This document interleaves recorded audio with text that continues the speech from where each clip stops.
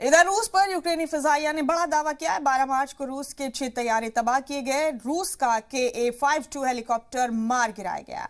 ये दावे यूक्रेन की जानिब से किए गए। रूस पर यूक्रेनी फिजाइया ने किया है ये बड़ा दावा।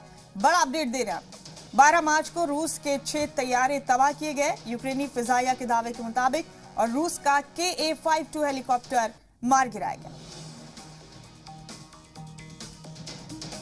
बड़ा अपडेट इस वक्त का देख रहे हैं आप अपने टीवी स्क्रीन। और रूस यूक्रेन जंग का आज 18वां दिन। रूस की फौज यूक्रेन में मुसलसल तबाही मचा रही।